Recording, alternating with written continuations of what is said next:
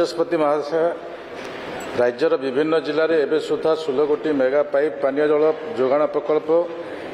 पूर्णांग होती और 191 गोटी निर्माणाधीन अच्छी।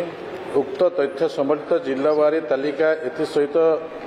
परिशिष्ट कर संलग्न करागला। मेगा पाइप पानीय जल जोगाण प्रकल्प गुड़िकर निर्माणकारी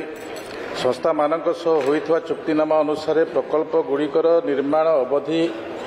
कार्यादेश प्रदान पर 2 वर्ष रखा जाइथिबा बेले विभिन्न कारण यथा निर्माणकारी संस्था द्वारा समग्र प्रकल्प अंचल विशद सर्वेक्षण और अनुसंधान कार्यकारी जल उत्स गुड़िकर स्थान चयन विभिन्न विभाग अनुमोदन प्राप्ति इत्यादि कार्य निमंते अतिरिक्त समय लगुथिबारु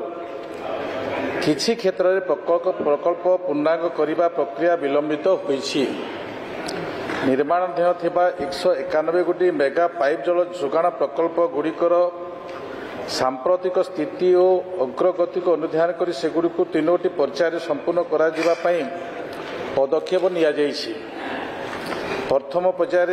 56 गोटी मेगा पाइप जल जोगाण प्रकल्प मार्च 2025 मसीहा सुधा संपूर्ण करा जिबा पई पदक्षेप निया जाउथबा बेले डिसेम्बर 2025 मसीहा सुधा 54 गोटी संपूर्ण करा जिबा पई लक्ष्य रखा जाइछि एवं 2022 मसीहा रे शेष भाग